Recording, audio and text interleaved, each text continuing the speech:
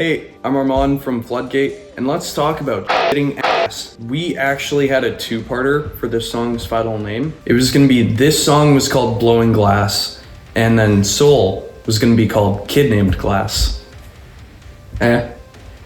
You find it funny. I was like obsessed with Hansha by Ocean's 8 Alaska at that time, so I really wanted to rip it off when I was writing Blowing Glass. The thing was, I got to like the clean part, and I was thinking, where the do I go from here? I needed it to go heavy, but I didn't know how heavy I wanted it to go till I listened to If He Dies, He Dies by Glass Cloud. It just like stuck in my head. We were driving back from band practice, and I look at Luke and I'm like, this is exactly what it needs. And he's like, what the are you talking about? And I just like ran out the car once he dropped me off and wrote the ambulance breakdown for Blowing Glass. And that's gotta be one of my favorite sections to write because I feel like it just like disorientates everyone. It's really cool because for this EP, finally there was different tones. There was programmed things, there was keyboards. I don't know what instruments Armand is making up in his head, what he's using in the DAWs, but finally it wasn't just an endless This EP feels more lively and full than our first EP did, which is a great stepping stone. I feel like it's a natural progression. That's really all I got to say about it instrumentally. Next, we're going to talk about the lyrics and the story behind writing the song. Kill yourself, boy. Lyrics for Blowing Glass. Blowing Glass lyrically is probably the heaviest song on the record. It feels the most personal. It's about getting rid of your inhibitions, your addictions. The whole hands in the fire thing, which is in the chorus, comes from this kind of imagery that I've seen before. And it's basically how something that isn't good for you can be disguised as something that's good for you, which is, the classic, can't put lipstick on a pig, sort of thing. It's like, don't sugarcoat it too much. If it's bad for you and you're finding ways to rationalize it, it's an addiction. It's bad for you. And so someone who's struggled with addiction and stuff like that, it's very easy to get sucked into it. So I kind of use the analogy of a fire, where it's this thing that keeps you warm. We've all been sitting by a campfire before. If you're in BC, it's not usually by choice.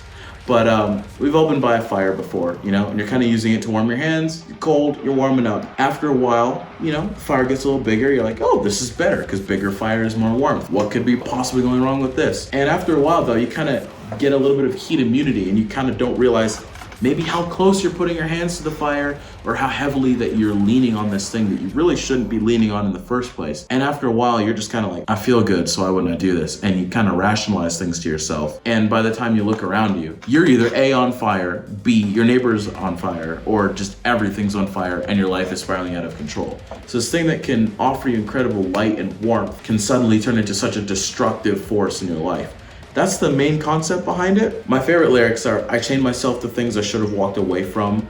I set my gaze into the blinding false, stumbling for eons. Because it feels like those are the most artistic lyrics that I've written for this record yet. I got to use the word eons, so that's like plus 10 Scrabble points. Fast forward, really just kind of hammering the point home that this song is about kind of addiction and learning to let go of things that maybe you've been holding on to too tightly. The last breakdown is literally, it's not so simple, it's not so easy to let go. That is my favorite breakdown on this record. It is so aggressive, so heavy, and so much fun to play live. Let's get into the recording and the production, because this one was a little bit interesting. That like chorus part right after the that was actually added during pre-production. I really wanted to have a chorus in the song, but I couldn't think of anything. Thankfully, Jordan during pre-pro was like, hey, why don't we put in, and I think it slaps. Very thankful to have Jordan as our producer, because man comes up with a lot of just f***ing genius ideas. If you haven't checked out Jordan Chase from Oodalali Recordings and the other projects he's worked on, go check it out. They slap, as well as Secret and Whisper, because again, we were in Jordan Chase's studio. I can't remember how long we were in the studio for. I think it was only for a couple weeks at the most. It was spread out. But for vocals, at least, I think my parts were done for the record last. Jude was in and out of the studio really fast. Then it was guitars, takes a while because, the tuning, we have 8 strings. Kick rocks. Bass was played, bass was programmed, I don't care. And then it was like, time for vocals, time to, go low, go high, and then go clean. And so tracking these with Jordan, he's like, okay, this is the way I'm gonna track everything. I'm gonna do 2 of your vocals like an octave down, so you're gonna do it low, you're gonna scream it low. Then you can do 1 in the middle, and then you can give me 2 higher ones, and then I can blend and pick them. And I didn't know how well my voice was gonna hold up, especially for Blowing Glass. that final breakdown, the it's not so simple, it's not so easy to let go part is, I'd say, the lowest I go on the record. A lot of breath control was learned that day. But Jordan gave me special tea, he gave me throat coat to, you know, kind of help me from ruining my voice from hours on end. And honestly, the screaming process went so easily. And I was nervous. I was nervous going into Blowing Glass especially, just because there needs to be a level of passion, not just aggression. You can tell when someone's passionate about the music that they're creating, and I'm always trying to get that across in my tone. I listen to a lot of emotional core bands, Silent Planet, To Kill Achilles, Being as an Ocean, where you can tell that the screamer is really feeling what they're saying. Not just, I mean, hate to throw Loner Shore under the bus, but it's not just, you know, you can tell that there's tonality and that there's expression in those vocals.